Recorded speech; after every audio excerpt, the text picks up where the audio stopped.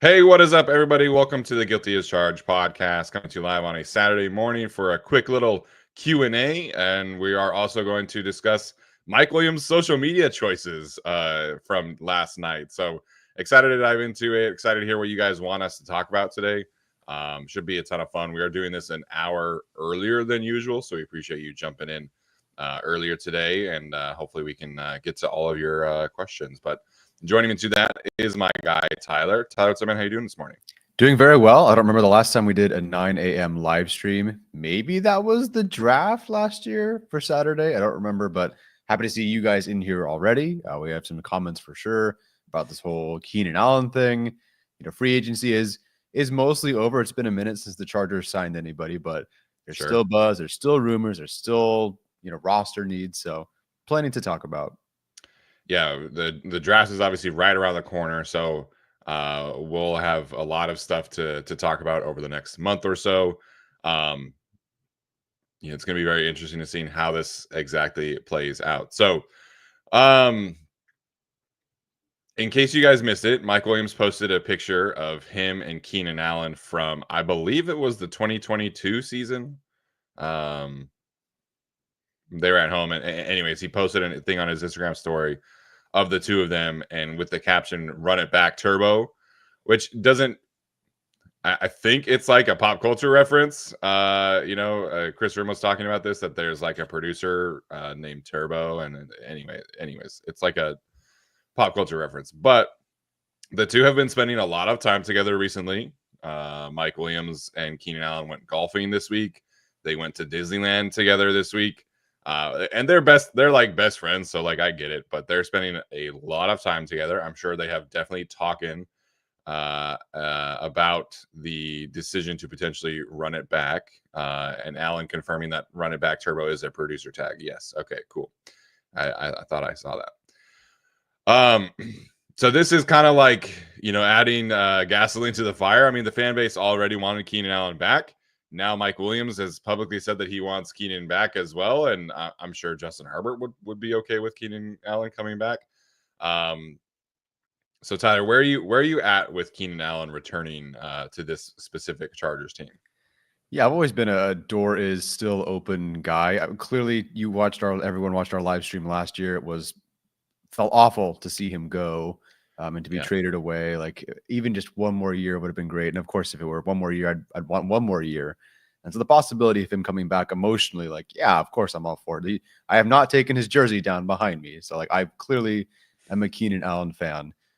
I definitely think now after the wave of free agency, so if they were to go get, like, let's say it's Chris Godwin or T. Higgins became available or whatever happened in free agency. Sure. Before then, of course, we would have wanted, maybe a younger, more explosive, whatever upgrade. Set several spots at receiver, but at least one. And they didn't get any of those guys. They didn't get Adams. They didn't get Metcalf.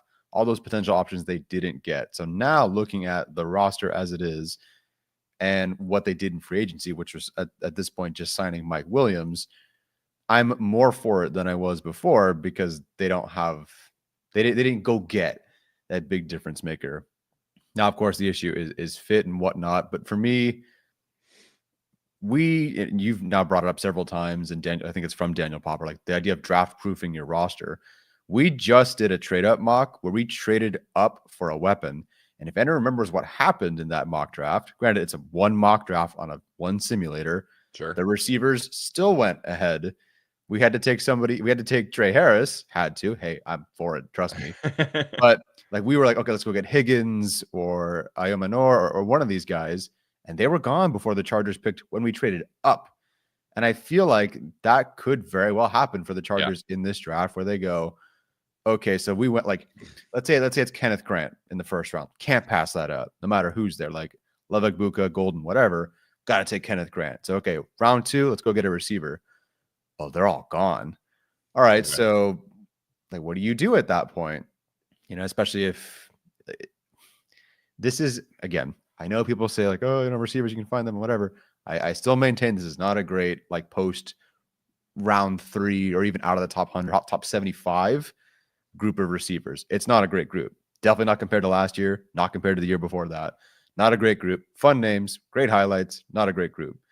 So at that point, if you're telling me like go get a receiver you're not a huge fan of in round 3, or it's Keenan Allen, I'd rather you draft proof your roster right now and go get Keenan Allen. And the same argument applies post draft. If you don't get that guy, bringing Keenan Allen post draft also makes sense. So I'm for it. I think this is beyond just like you're next, first slot. Here's the like. There's plenty of things I think Greg Roman can do to make this work, and I'm happy if Keenan Allen returns. They can afford whatever the price is. I don't think it'll be expensive, but they can afford whatever it would be. So I'm open to it. I'm worried about the Chargers getting a weapon in round 2. I'm worried about them attacking receiver at all in round 1, given the spot they're picking. So I think that unless they want to trade up in round 2, and even then we showed that's not a guarantee you can get that guy. Right. I get it. I really do. Yeah, I understand why the fan base wants him back. I am not anti Keenan returning, to be 100% clear here. What I need to see happen or hear happen is that we're all on the same page as to what is Keenan Allen at this current stage of his career. If Keenan Allen and his camp still think that he is going to be the guy from 2023 and sign for a Stephon Diggs type contract, I know it was a lot of fake money, right? But Stephon Diggs just signed for $23 million per year. If Keenan Allen thinks he can still be that guy and he is going to demand that kind of contract, then I'm not interested. Like, all due respect, I love Keenan Allen. I'm not doing it for that kind of price. I don't think it's to the point either where it has to be like the vet minimum. Like, Mike Williams is going to make potentially like $6 million. Like, and some people are taking this like to the too far of the extremes, where some people are like, pay him whatever he wants or pay him the vet minimum or nothing at all. I'm kind of in the middle where you could do, a similar structure of Mike Williams' contract, where maybe his guaranteed salary is like the 5 or 6 million, and then he can earn up to like 10, 11, 12 million dollars. That is fine with me. But does Keenan want to come be in a room where he has been surpassed? And fans and people and Keenan can think whatever they want. This is Lad's show. This is Lad's room. He just broke Keenan's record. Like, it needs to be very clear to Keenan and to the fan base that Lad is the number one option. Lad is the guy who is going to make the offense go. And all due respect to Keenan Allen, he is a legend. He is one of my favorite Chargers of all time. But this is Lad's show, and if signing Keenan is going to take away from that, then I am much less interested. And I think signing him as depth is cool if he is okay with that. And we don't know if he's okay with that. We don't know if he is going to be a guy who wants to try and go sign for another season as a wide receiver 1 somewhere, or something like that. So as long as we understand what this situation is and how to maximize this room, then I'm cool with it. You absolutely have to draft somebody who is vertically inclined at that point in time. You absolutely have to get somebody who can threaten the defenses vertically. Because if you just run this room and it's Mike, Keenan, Lad, and Quentin, you have Mike Williams jump balls are the only sense of verticality you have. And so it becomes a very condensed offense. And it becomes a very, stale offense, which is what the Chargers had previously with this kind of room. So am I in favor of it? Yes, but you have to be very clear that this is Lad's show, and then you absolutely have to go get somebody who can threaten the defense vertically in the draft to make sure you have enough spacing here. The other aspect that I think is worth acknowledging here is, does Keenan Allen really want to play in a Greg Roman offense? Like, there are no option routes in this offense. There are no routes that Keenan Allen traditionally loves to run. This is a very different offense than he has ever run in his career, where he has been the focal point and his option routes have been the focal point. I don't know, man. I don't know if Keenan Allen wants to play for this offense. It doesn't matter for Mike Williams because his routes are the same, right? Like, he's just going to run vertical routes the entire time anyway. So they might want to run it back. I think if Keenan Allen could get his hands on a Greg Roman playbook before signing, I don't know if he would sign. I don't know if he would truly want to be a wide receiver 2 or 3 in a Greg Roman offense. That's just not something I really could see him appreciating very much. Obviously, all different things, and Greg Roman maybe more so than the others. But Keenan Allen at this point has been through so many offensive coordinators with the Chargers. I don't think it matters a ton. And frankly, that's fair. Probably not worse than the Bears last year. That's fair. That is so I think technically he would be upgrading, and of course, reuniting with Justin Herbert and Mike and the other guys on the team. Would get another San Diego Charger back, of course, on the team. Sure. I don't think Keenan. I think Keenan not being the number one and Ladd being the number one would just bring out the best in him, because the Chargers have tried to replace Keenan Allen twice, technically maybe 3 times if you include Josh Palmer, but definitely once with Mike Williams and once with Quentin Johnston. Not replace, but like be prepared to move on from. Yeah, Keenan Allen and Keenan acknowledged that with like part of my take, guys. He was like, they keep trying to replace me. Yeah, and then he put up the 2 best seasons of his career. So if his thing is just he's competitive and he wants to go, okay, Ladd McConkey, yep, you're the guy. I acknowledge you're the guy, but like I'm gonna push you and we're gonna try to get as many possible yards, and like I'm gonna do the best I can. And so if I beat you, great, but like let's push each other. I could see him doing that. Like Keenan's been unselfish, always helped. Josh Palmer always helped Mike Williams, always worked after practice. Like this guy is. I don't think it's gonna be an issue for him to go like, all right, I'm second fiddle at this point. I think he would be okay with that. I think it would bring out the best in him. But as you said, they cannot be done with this roster. Like this cannot be the receiver room, because and frankly, with running back, with tight end, with all these options we've been discussing, everybody's gone in a year and we're doing this thing again. And at some point, you've got to bring in that long-term something like Ladd McConkey is a piece you see years in front of you, and you've got to do that. So draft proofing, great. Doesn't mean you can't acknowledge the receiver in the draft. Does it push it away from like them taking it in the second round if they draft Keenan? Yeah, probably. I would imagine so, unless a great player is there for them to take. But gotta find somebody, even if it's a 4th round pick. You find there are vertical elements in this draft for sure. There are plenty of those guys. Your guy from Washington State, Kyle Williams. Yeah, there you go. Players like that, you could definitely go find someone like that. Speed guys, younger guys, whatever. But I understand why they go after Keenan Allen. So I get it. I'm for it. Yes, we all acknowledge where he's at. Everyone knows where he's at. It's up to them to find the value in that. Again, this is all hypothetical. He's not visiting the Chargers right now. There's no actual like buzz. It's just Mike Williams posting something about run it back turbo, and Keenan Allen, also reposting. So I'm for it. I get it. I think Keenan would make it work. Yeah, I think they could make it work. I think Justin Herbert could make it work. My main concern is the roster construction aspect of it, because Greg Roman's wide receiver roles are very well defined. You have your X receiver who's going to be your sideline go balls, your jump ball situations, your posts, your comebacks, everything like that. That's a role that Mike Williams can play very well. You have Ladd, who's going to be about 65-70% in the slot, and then 30% out wide. And then you have Quentin Johnston, who's going to be 70% out wide, 30% in the slot, and then you have your 100% out wide kind of 4th receiver.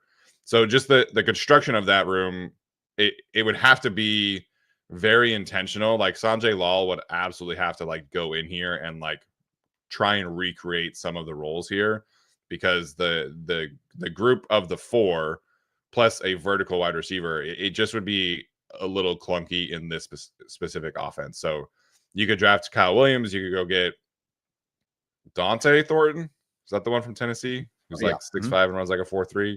Yep. But then, like you mentioned, then we're going to be in another situation where next year we're going to be taking another wide receiver in the draft. So it's just a little clunky for me. I'm in favor of it. You brought up a great point that Keenan would absolutely have a tremendous, influence over Ladd McConkey. Like Ladd already runs really good routes, right? But everybody can take a chance and learn from a Keenan Allen and what he has been able to do in his career. So overall, I think it's more positive than negative, right? Like absolutely, as long as the roles are very clearly defined and we all understand that Ladd is the number one option here. I would be curious what that does from like a tight end standpoint, because if you have Keenan, Ladd working over the middle of the field, you don't really truly need like a tight end one. Mm-hmm. Like I think that would kind of become a point where they could, take like, a round 3 or 4 flyer on like a Mitchell Evans type instead of trying to get one early. So would be curious about that, but overall more positive than negative on Keenan Allen potentially returning. Yeah, third down, are you going to Harold? I mean this respectfully, like Mason Taylor, Harold Fannin, Elijah Arroyo, or Ladd or Keenan, or even if it's like 3rd and 10, are you going to Mike Williams and throwing the ball up? Like or Conklin, I guess. Obviously, he is right now the starting tight end for them. So true. Yeah, I don't think tight end is going to be addressed very early, even without Keenan, but depends on who's there. Yeah, again, I'm not trying to be a party pooper. I am in favor of Keenan Allen returning as long as people understand and Keenan understands that this is Ladd's show now, and that this is not a situation where they're going to be paying him like top of the market money. So I am in favor of it. I just would need assurances that we all understand how this is going to go, and that Keenan Allen is a supporting actor, not the main actor. Yeah. But that's just me. Your mom was in here earlier. She says, yes, Keenan, please. Big super chat, so we appreciate her. Caden says, I will literally cry if he comes back. I cried when he was traded. We were all very upset when he was traded, like 100%. Yeah. There was a comment. Oh, yeah. Action Dan sent in a super chat. Keenan burned some bridges when he publicly announced the Chargers' unwillingness to negotiate.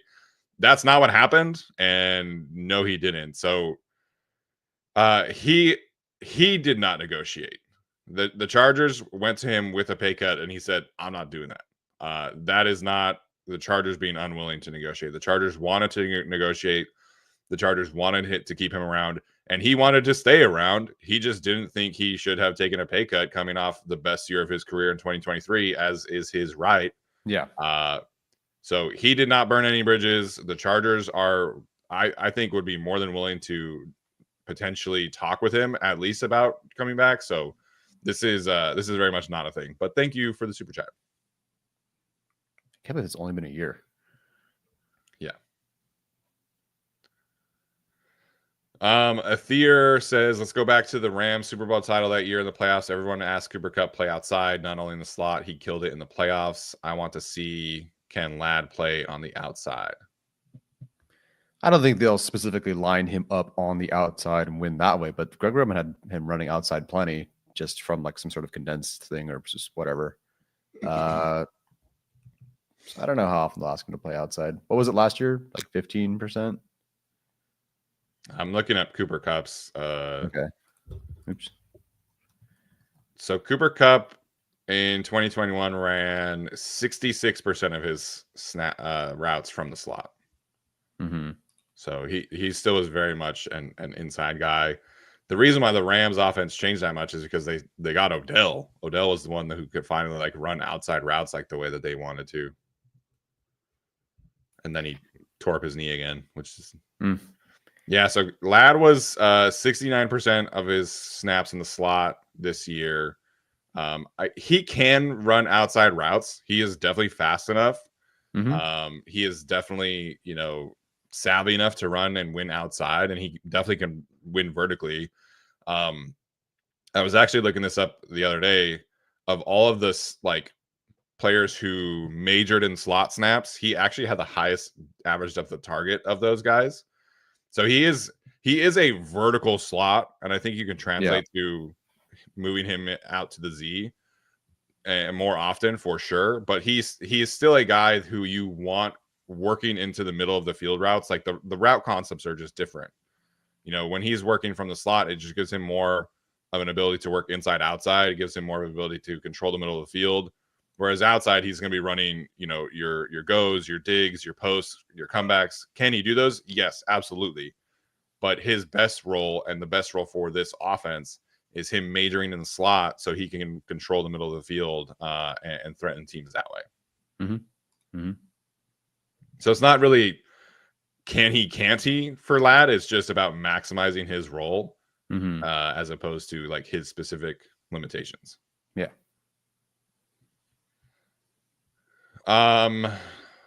So timing wise for this probably feels like a post-draft signing if it happens.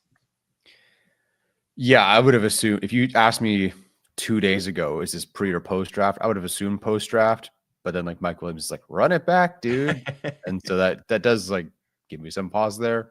I would still guess post draft, but that's not draft proofing. That's just draft saving, I suppose. Yeah. El Guapo says that he would hate this if it stops us from taking Egbuka and or Golden. It 100% would stop you from doing that. And frankly, I don't think they should do that anyway. Maybe Egbuka. Yeah. You can talk me into Egbuka, but I've kind of, the more I watch of Golden, the less interested I am in him at pick 22. Yeah, Egbuka, I'm down for there. Golden, close, but watching him and not paying attention to the 40 time, I don't think 22 is which it seems lame. Like, oh, don't pay attention to the 40 that he ran that was right there. But yeah. I don't buy it as much. Yeah, he tweeted out that his job was not to run the 4.29 in his offense, and I'm like, I don't know, man. You were running a lot of like posts and go balls like every single week, so your job kind of is to run as fast. Your job as you is can not to run fast. Yeah. Maybe that's it. Maybe Keenan Allen is actually going to be that guy all of a sudden. His job was not to run fast this whole time. Yeah, I don't know, man. Matthew Golden, I think, does some really good things. I think he has fantastic hands. I think his contested catch ability is really, really good. But like Daniel Jeremiah has him as wide receiver 1 in this class. Like there are, and he has a lot more access to film than I do, and like he knows like, he knows way more football than I can ever, forget at this point in time.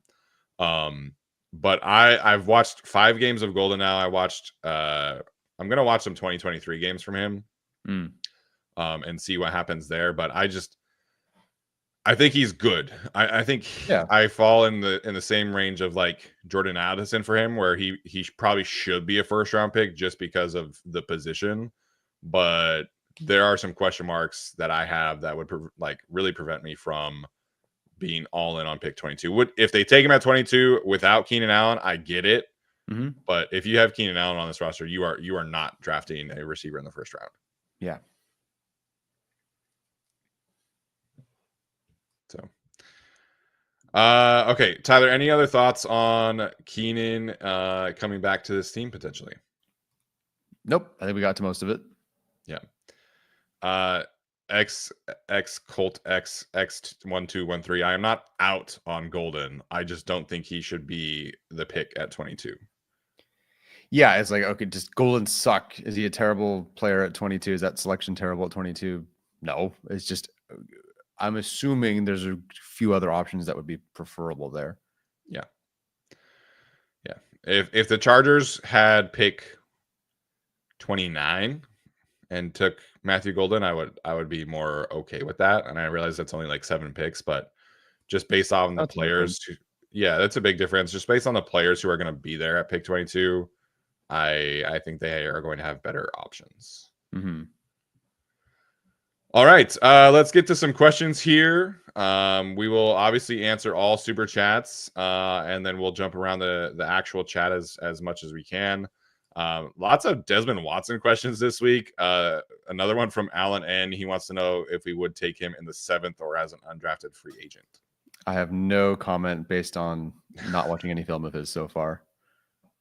Yeah, haven't watched him. He kind of went viral, like, because of how like he ran very well for his size, obviously. Mm-hmm. But yeah, I guess as an undrafted free agent if you really wanted to, but I don't know, man. I have a hard time picturing Ben Herbert wrapping his arms around that kind of size profile. Mm-hmm. Not that Ben Herbert has like a lot of roster influence, but you know what I mean. Yeah. Action Dan says Chargers won't sign any free agents until after the draft. They will see what they need post-draft, and it won't affect the comp for next year. I think that's fair. Yeah. Yeah, sounds fair to me. What is their comp thing right now? I don't think they have any. Sort of waiting on like Zont to sign, but even then, I think it's already canceled out.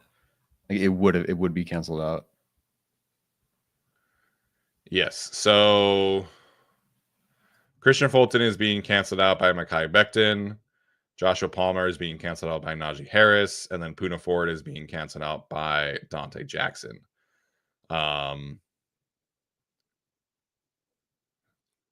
Yeah, so they would definitely need Asante to sign for a decent amount in order to get a compensatory pick here.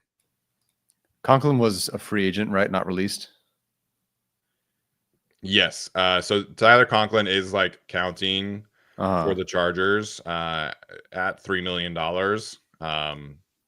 So if Asante signs for a big contract, then I think that would potentially, be in the Chargers' favor. But as it currently stands, they do not have any compensatory picks for next year, which is fine. Yeah, I mean they had $90 million in cap space. Like they had to spend money. So I would imagine next year, if there's no comp picks, the Joe Ortiz will be trading down a few times. Joe Cruz, simple, love you guys. Appreciate you, Joe, for hopping in here and sending in a big super chat. Chorizo Compapa says, bottom line, giving Herbert 3 guys and Mike Gladden KA13 that he trusts on any given down in any situation with his eyes closed is good football. Yeah, I think if Keenan Allen were on the Chargers in the playoffs, it would have moved the needle more than Najee Harris in the playoffs last year. Oh yeah, for sure. I mean, the problem with that game in particular was not the running back. It was the interior offensive line and the non-lad receivers. Yeah. So Mekhi Becton moves the needle for sure in that game.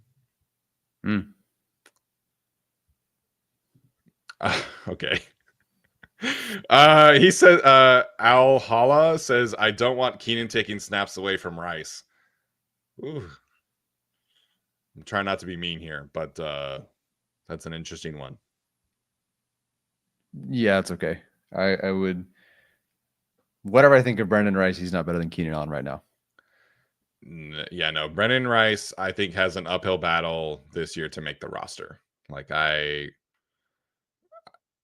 don't see this team keeping 7 receivers again. Like last year, they kind of had to because there was so much uncertainty with it. And obviously, Simi Fehoko, you keep for special teams, and he earned that right. But I think this team is probably going to have to keep more defensive tackles this year, depending on what they do in the draft. I think they're going to have to keep more tight ends than they did last year. I think they're going to have to keep 4 running backs, which they didn't last year. Obviously, during the season they had 4 running backs, but they entered the season with just 3.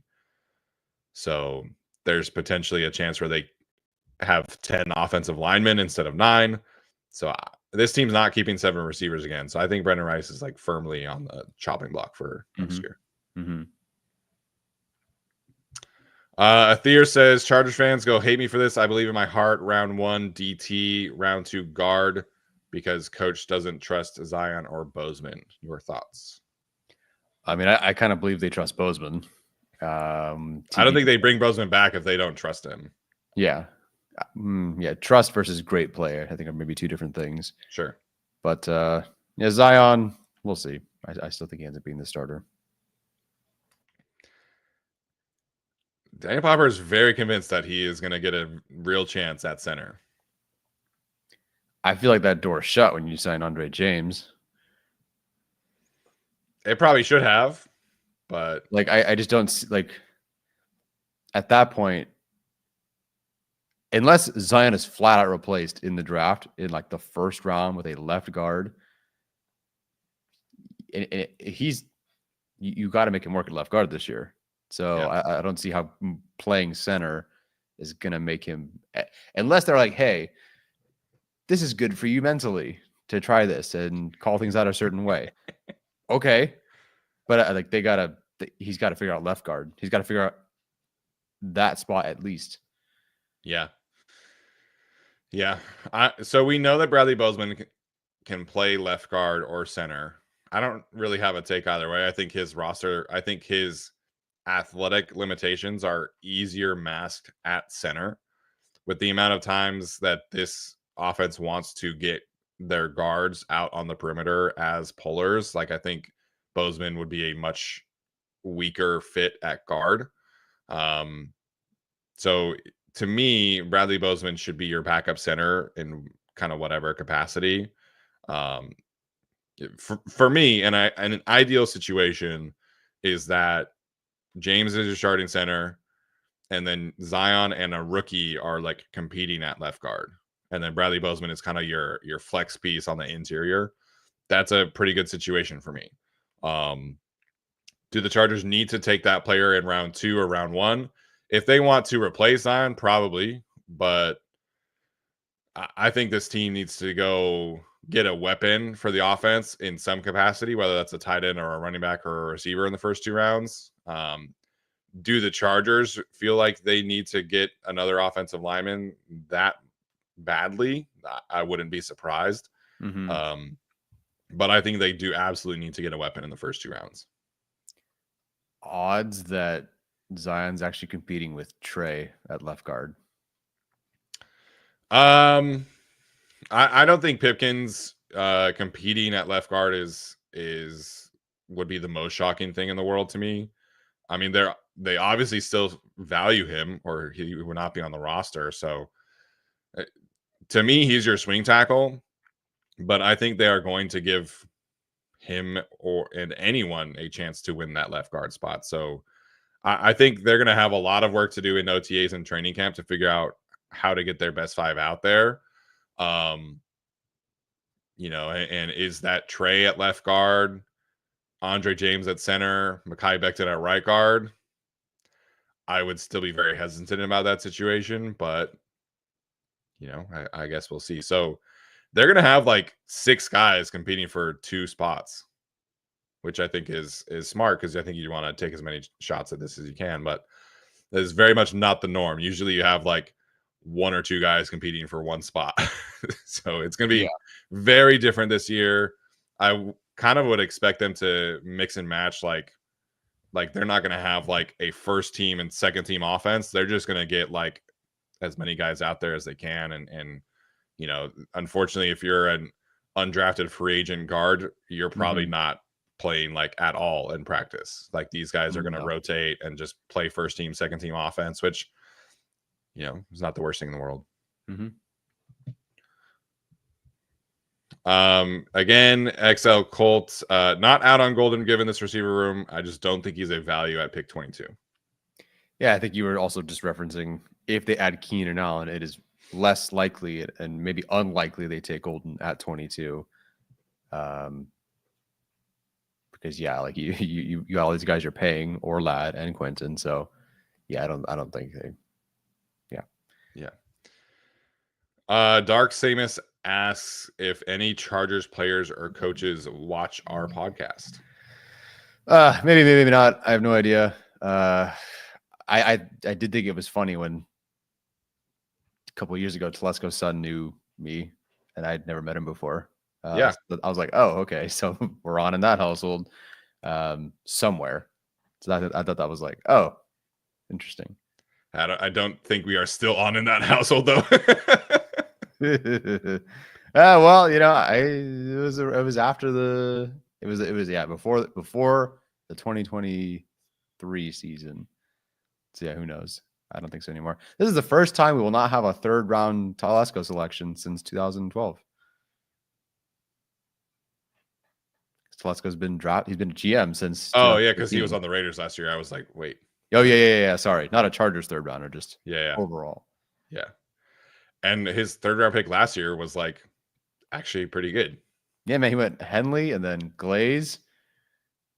He somehow saw linebacker and lineman. How did he do that? Of all things he figured out, how did he pull off linebacker and lineman? Finished on a heater, Good for him, I guess. Yeah, he got generational tight end and 2 offensive line starters. Where was this, man? Yeah. Yeah. No kidding. Yeah, his one Raiders draft was probably the best of his career, unless you're counting quarterback tax stack heavily with Herbert, obviously. Yeah. I don't know of any coaches or players, but there are other people in the building who do watch us. Yes. Theo with another one here says, let's say Kenneth Grant, T-Mac, and Hampton on the board, but Loveland is gone. Do you pick, and who do you pick, or trade back few spots to get extra 3 Taylor go? Okay, you gotta give me another pass at that one. So let's say Kenneth Grant and McMillan and Hampton are on the board, but Loveland is gone. Who do you pick, or do you trade back and get an extra 3? So if Grant's on the board and McMillan's on the board and Hampton on the board, you're taking one of those 3. Yeah, you're not passing on one of those 3. No.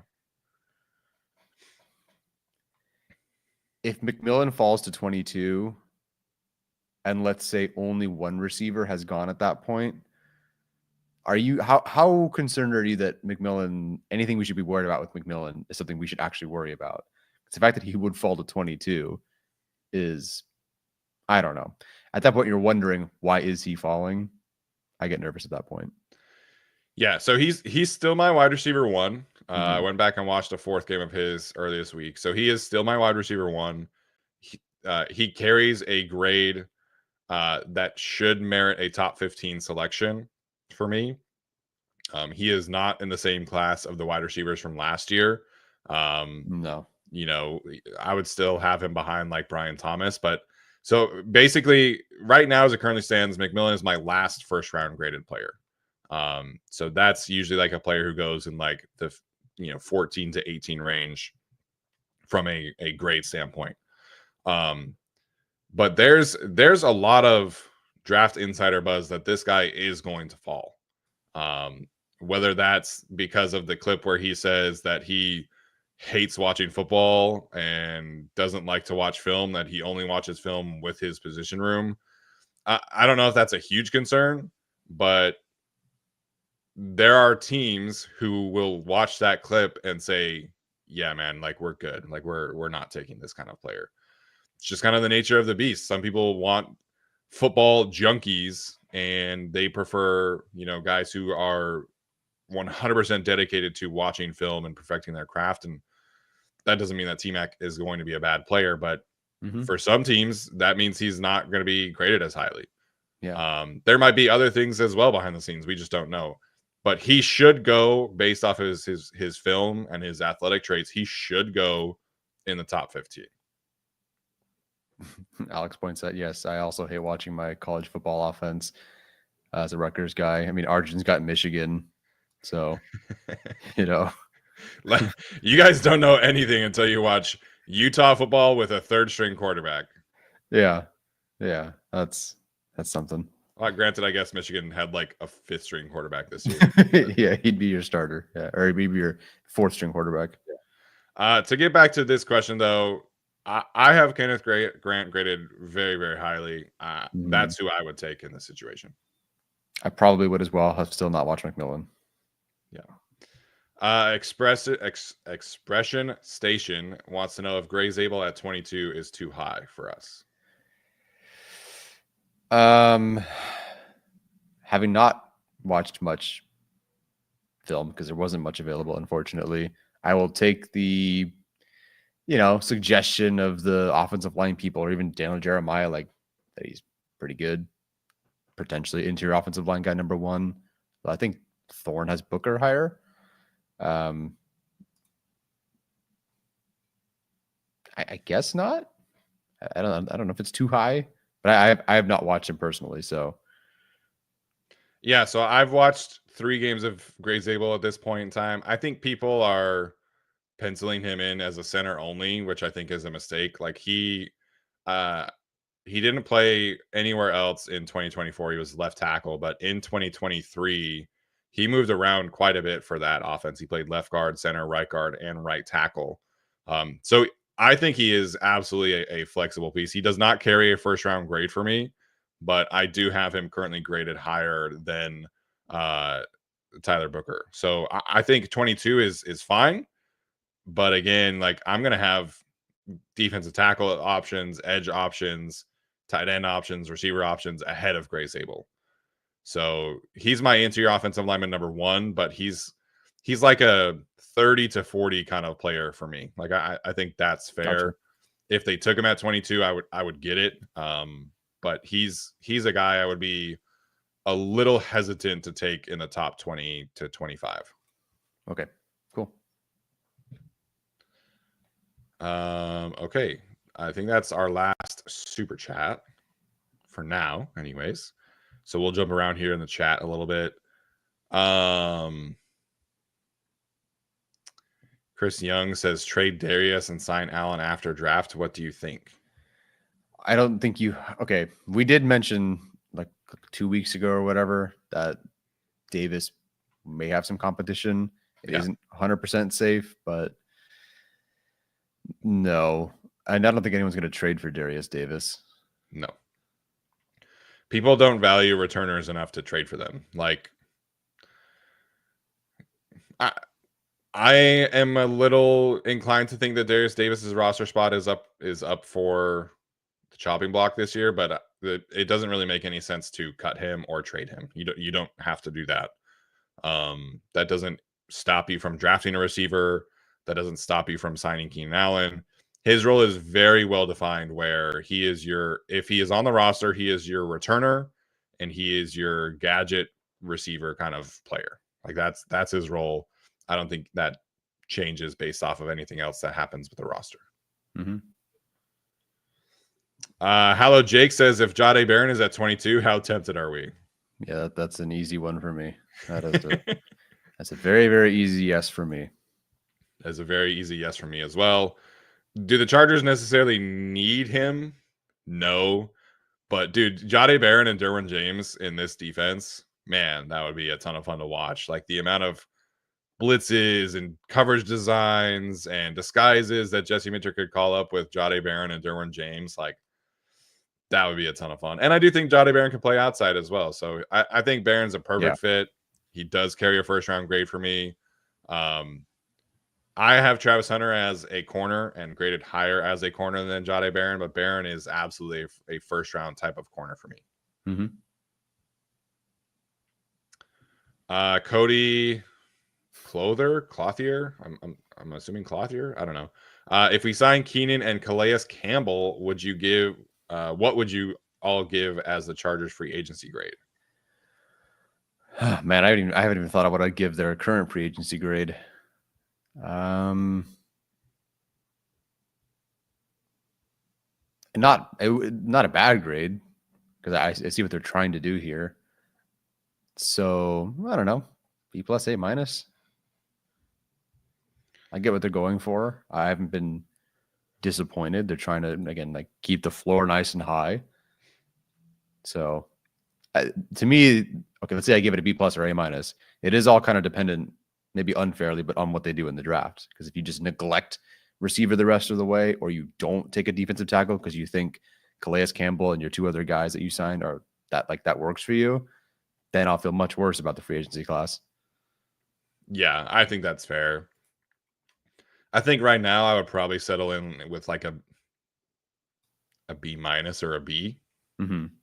Like I think the Chargers have done a good job of potentially finding value, but it's potential, right? Like I think Deshaun Hand and Naquan Jones can be, potentially nice signings, but they've never played the roles that they're going to play for the Chargers. Really, like, I like Teair Tart a lot, but he was a rotational piece last year, and this year he's going to be their best defensive tackle, unless you're taking one in round one.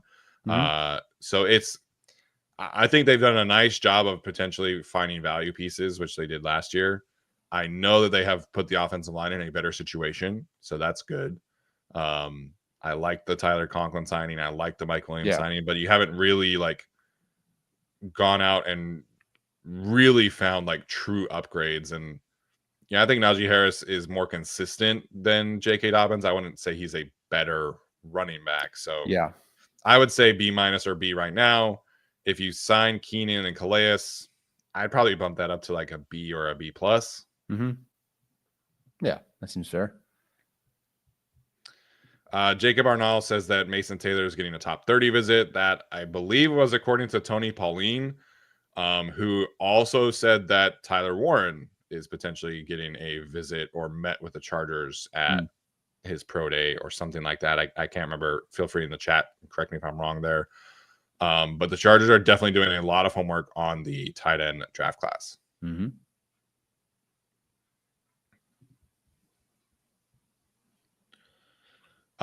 Jaguar man FT F type says that he won't sleep on Tremont Morris Brash this year. I'm surprised he wasn't a part of the rotation early on because Joey lasted 1.2 games. I think it was a surprise when they went out and signed Caleb Murphy. Was that his name? And like played him, like actively played him over Tremont Morris Brash. Maybe that was a special teams thing, but I was definitely surprised that Morris Brash did not get more run. And then there was like a point where Justin Eboigbe was like their fourth edge rusher, and even though he didn't ever actually play. So I am surprised we didn't see him at all. He had a very good preseason, even though I think, you know, it did kind of cool down a little bit. But I think he is an interesting piece for this year who, you know, if he works his way onto the team as a fifth edge rusher, I would not be shocked. But he definitely needs to improve from last year. Teresa Gabapa says, what scenario has to occur to can Greg Roman? Geez. I mean, they have to be bad. I mean, Herbert has to get hurt and they have to be bad. Although if Herbert gets hurt, there's a built-in excuse, right? Yeah, if Herbert's hurt, then I don't think anything really changes. But if let's say you get to week 15 and Herbert's just getting killed by offensive line protection and then he goes down, I think it's possible. During the year, not going to happen. No chance. After this year, potentially, it would have to be really bad, and they'd have to miss the playoffs because of their offense. Yeah, offense getting worse is step one. I think even if it like stays the same, I think he's safe. I think the offense has to get worse while staying healthy, which I don't know, man. Like I have a really hard time picturing this offense getting worse than like 15th when Justin Herbert is the quarterback. Yeah. And the offensive line is presumably better. So I think fans need to settle in here. This is, I could see a scenario unfolding very similarly to how the Ravens kind of went about this. So like Greg Roman is calling plays in 2018, 2019, 2020, and like things are fine, but like the offense is not really like taking that next step ever. Like they're just always like running into the same issues against better teams. And then like that's when the seat can actually get hot. Like I don't know, man. I think Greg Roman is the offensive coordinator for this season and next season at minimum. And then if the Chargers, like, let's say they make the playoffs this year and they lose because of the offensive scheme, that's like step one. Then next year, same kind of deal. They lose in the playoffs because of the scheme. And then Jim Harbaugh's like, okay, I have 2 more years left on my deal. Like, we got to make a change. Like, that's probably where Greg Roman gets fired. Like, I don't think Greg Roman will just get fired because fans want him fired. Do you think they've even given him enough weapons or upgrades along the offense to even like warrant a significant change to be expected here? Like a significant improvement? Yeah. I know the run game will be better this year. Or at least more consistent, right? Like the rushing success rate from last year was like 28th, 27th. Pretty low, yeah. So I think it's safe to expect the success rate to jump into like the top 15. And then obviously if they draft another guard who starts, or if you add like a Travion Henderson type, the run game will be better in 2025. The passing game, I still think is probably about the same. Unless you get Colston Loveland, then that's where I think the biggest improvement will come from. Yeah. But yeah, man, he's not getting fired like anytime soon. Expression Station says Barron, Johnson, and Starks are there. Who are you taking? I assume that's Will Johnson, from the corner from Michigan. Definitely not Starks. He can play in the slot, but he's definitely more of an NFL safety. Yeah. And the Chargers, I think, are set there. So this is Barron or Johnson to me. Yeah. I've not watched Johnson, so I'll go Barron, I guess. Will Johnson's tricky, man. When you get to him, I think you should start with 2023. Okay. And then watch him in 2024, because I think there's a lot of inconsistencies. Like he was being talked about entering the 2024 season as like a no-brainer top 5 pick. Yeah. And he was hurt a little bit last year. So I do think that is kind of a little bit impacting his stock, but I think his play was also worse. Like I watched the Fresno State tape from this year, and there were just some really like puzzling decisions from him. Like it's like he was trying to like force the fact that he is better than the players that he's playing against. I don't know. Like there was a lot of unnecessary risks that he was taking in the 2024 games. Whereas in 2023, I didn't really ever see that. Like 2023, it was like, I'm not comparing him to Patrick Surtain, but like, because I think he's not that kind of athlete. But 2023, he was always under control, like Surtain was at Alabama. Like there was no wasted movement, there was no poor decisions, everything was calculated. And then in 2024, it's like he pivoted into like Trayvon Diggs. I'm just going to try and get as many interceptions as I possibly can. So yeah, he did lose Jesse Minnow. He lost Steve Klingskull as well. But 2024, he took a lot more unnecessary risks, and even like the Fresno State receivers were beating him on double moves, getting over the top. So it's a tricky evaluation for the Chargers.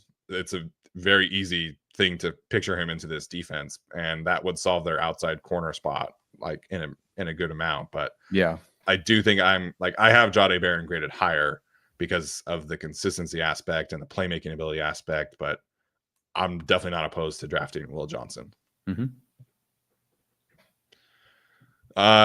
Similar vein, thoughts on pairing Emanwari with DJ. Have you watched him, the South Carolina safety? Haven't watched a single safety. Okay. Don't blame you.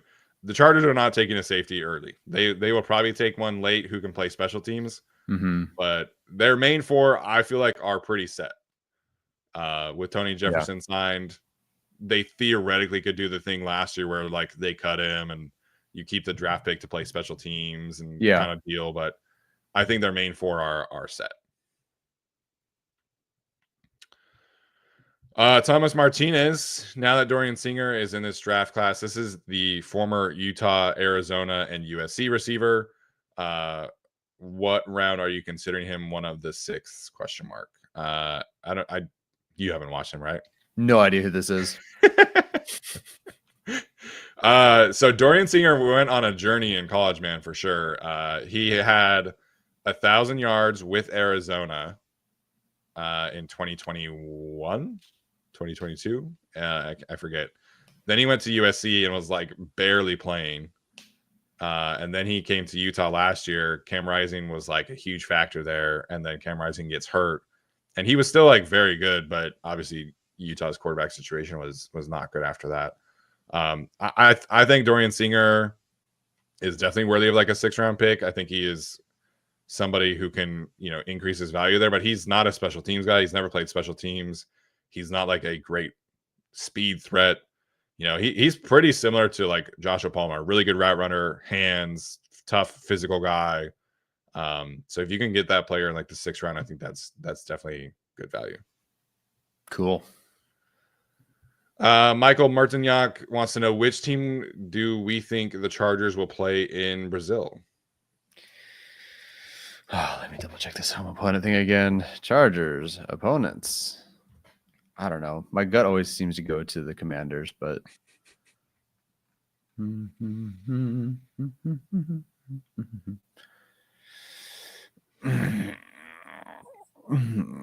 don't know. What do we want to give to Brazil? I think the Texans make sense also. Texans, yeah. I think it'll be Texans or Commanders, probably. Those would be my 2 guesses. Yeah. Texans would be an interesting way to start the season. That's for sure. That's a pretty early did you change, because the Texans will be better than they were in that playoff game because they were missing 6 starters or whatever. Well, their defense will be better.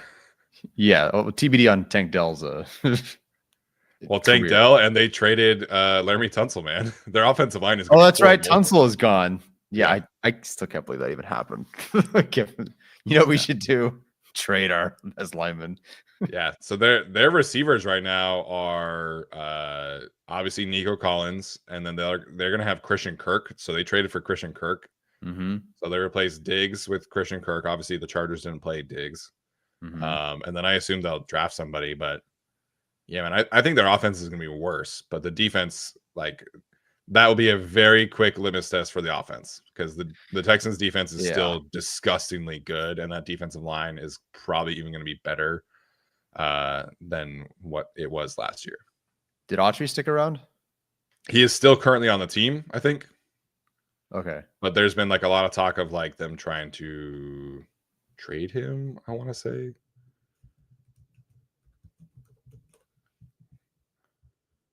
Yeah, I have no idea, but that'd be something.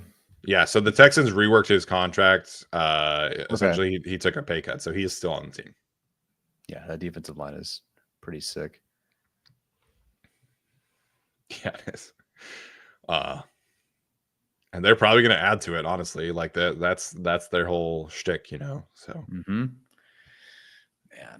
Athir back with another one, says, "Wow, Athir's very active today. Really appreciate it." He says, "Let's say Bolts win the Super Bowl. I do believe next year draft you're picking 32nd. Are you drafting trash or trading out?" He says that he would trade out. Well, if you think 32 is trash, I suppose after that is also trash. I don't know at what point you get from trash to like draft diamond. Are you picking at 32 or trading out? I don't know. Ask me next year. If they win the Super Bowl, I don't care. Ortiz can do whatever he wants. If they win the Super Bowl next year, they could trade their entire draft for all I care. Yeah, I don't care. Go get a Ricky Williams or whatever. Like, I don't care. Yeah. Use all your picks to go get whoever you want. I don't really care. Yeah. Winning the Super Bowl next year would be sick, obviously. Yeah. If they won the Super Bowl, how much longer are we podcasting for? Do we stop, or do we just like keep going, look for the next one? Or I don't know, man. Yeah, if they win the Super Bowl, I don't know how motivated I am to be keeping doing this. Plus, like, I don't know, there's family stuff here potentially going on too. Yeah. Daddy Don't Pull Out says Dutch Bros or Starbucks.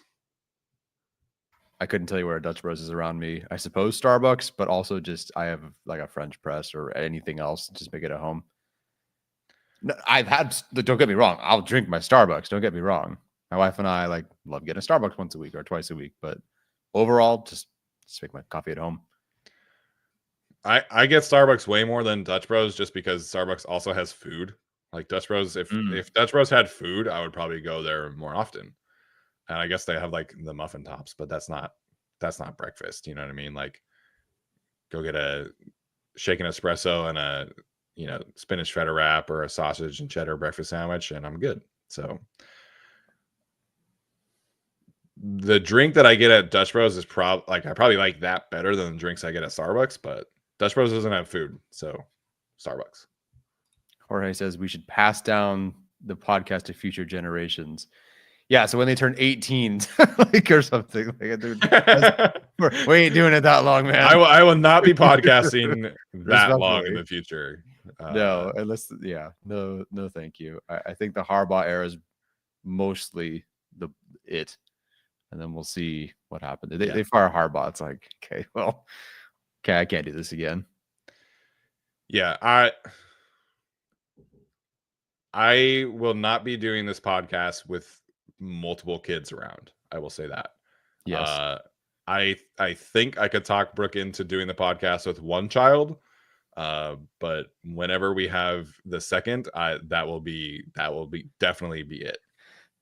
Yeah. So and we didn't I'd never started this podcast with the intention of like doing this until I was 40, 45. 90. Yeah. Yeah. podcasts are probably not even going to be relevant at that time either. So we're not trying to make you guys sad, but like I'm not doing this until I'm 40. We'll sell it. There you go. Whoever wants this as the business can have it. Yeah. Garrett says Steven just gonna disappear. No, man. I mean, like, I'm not just gonna disappear. Like, we will still talk about it. Like, yeah.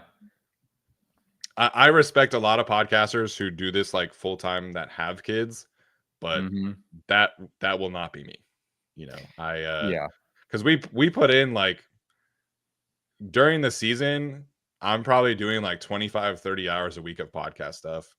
During the off season, probably like 20 to 25. Like this is a half of part-time job. Like this is that we're putting in. So I respect the people who do it with kids, but that will not be me. I will not do that to Brooke. Like so right now, like while we're watching draft prep, right? So I work 8:30 to 4:30. I come home. If it's Tuesday, Thursday, I cook dinner and then we're recording.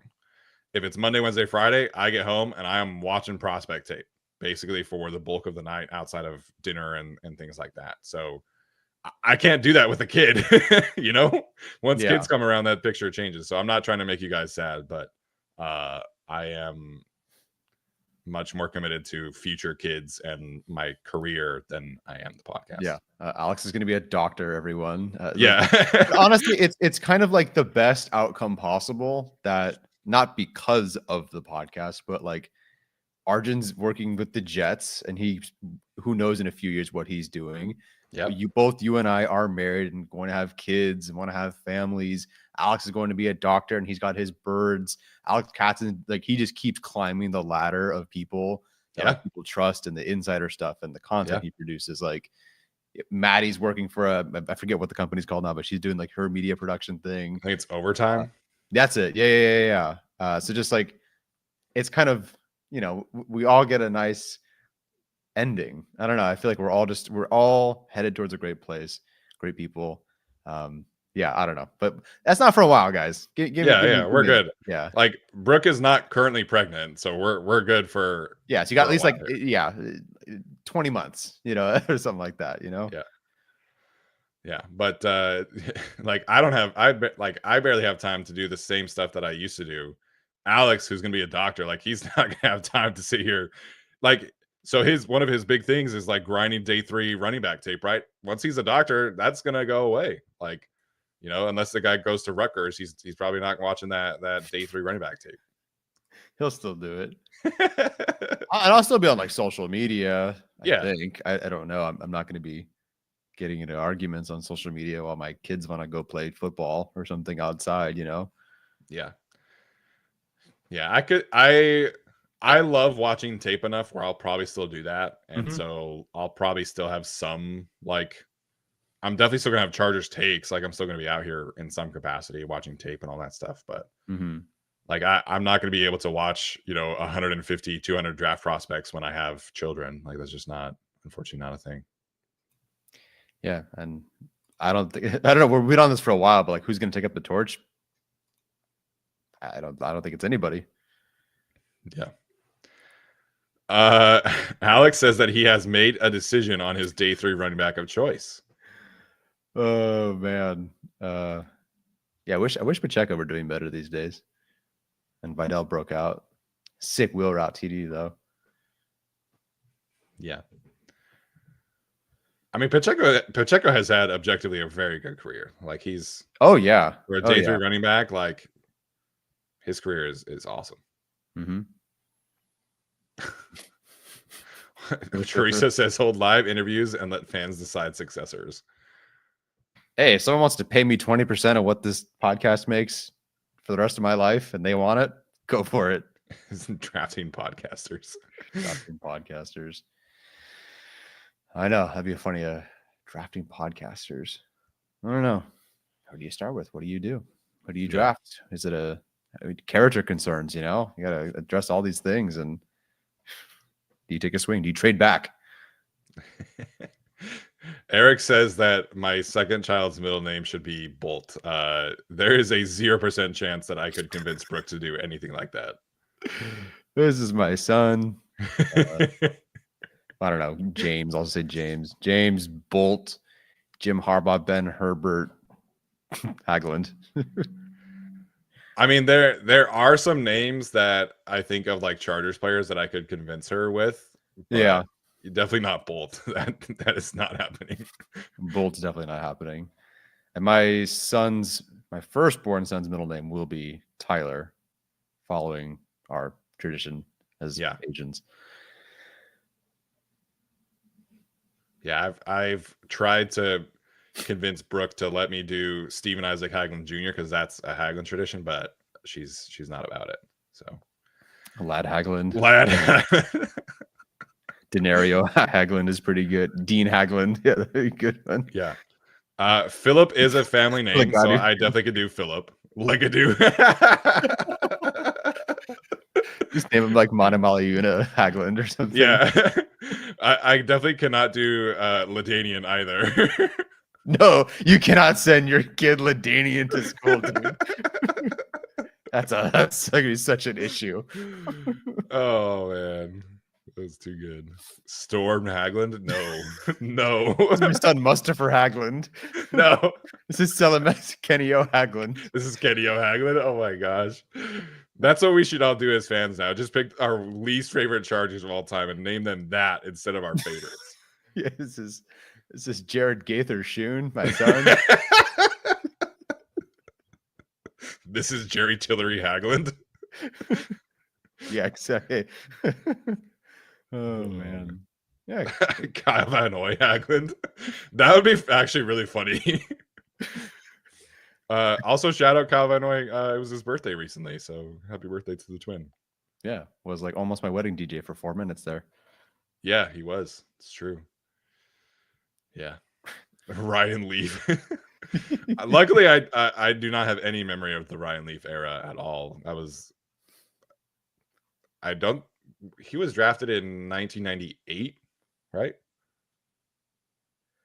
Yes, sure. So I would have been 4 when he was drafted. So yeah, I don't have any recollection of that. The first Chargers quarterback I remember was Breeze. Like I think I started paying attention to the Chargers during Breeze's second year, and then the next year, his third year, I went to a game, and that's when I became a fan. Yeah. So. Yeah. Oh, Brian's out. I'm out. I want football talk, not all the 8-is gossipy stuff. Gossipy stuff? We're just talking about our life. Also, it's 68 minutes in, dude. This must be your first Saturday live stream. I can't believe we have talked about food yet. Oh, we did with Starbucks. We did talk about Starbucks and Dutch Bros. Youngway Haglund. Hey, that's my thing. I get that one, all right? I get Foster, Youngway, maybe Kyler. Yeah. Yeah, Kyler's like, I think he said he's like 10% Korean, if I remember correctly. There you go. Taylor Rapp is Korean, the Bills safety. Yeah, there you go. That works. I want to say there's another one. I think Kyle Hamilton is also like 10% Korean or something like that. PF Chang's Haglund. There we go. Nailed it. Now there's food and gossipy stuff. Ooh.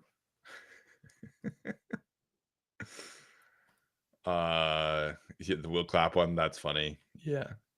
The problem is by the time I have kids, I will have had hundreds and hundreds and hundreds and hundreds of students or athletes. And it's like, okay, how do I get okay, remember that bad kid? That bad kid didn't like that kid, not that name. So yeah. Well, yeah. We have a list of names, and the list has changed quite a bit as Brooke and I have both worked in schools for sure. Yeah.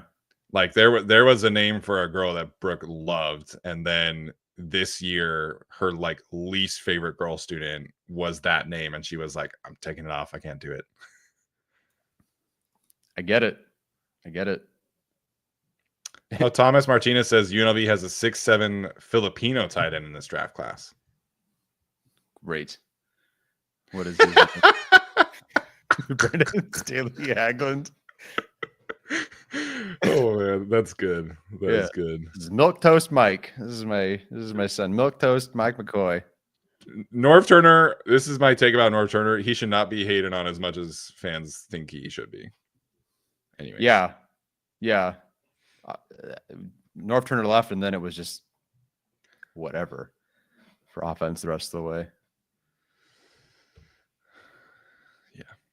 Any other name suggestions? We'll add them to the list.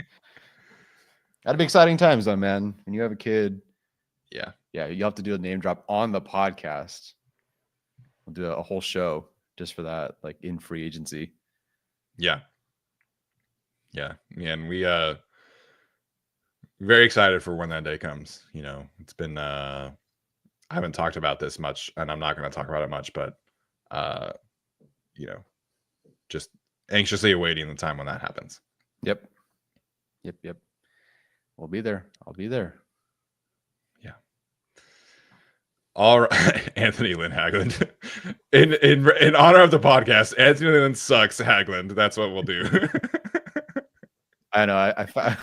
I can't believe we actually titled the video for a podcast, Anthony Lynn Sucks Part 1. And then we did Part 2. And then we got hired by the Chargers. A couple of years later, obviously, but yeah. Oh man. Oh boy. Pre-corporate Chargers. Pre-corporate Chargers era, pre me having a teaching job Chargers era, I think. Yeah. Yeah. None of us, like we were all, I was working part-time and doing my master's degree in counseling when that was happening. Mm-hmm. You were still coaching gymnastics, I believe.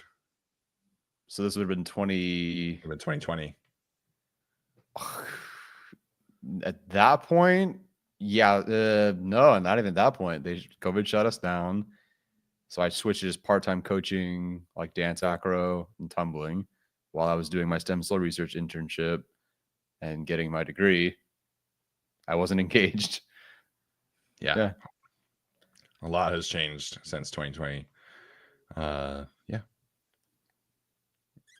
Alex brought this up the other day. We did it. I think that episode was the one where we were in Morro Bay at the time. So we were recording like at a beach house over there, and Alex forgot to hit record. So we had to do the episode twice.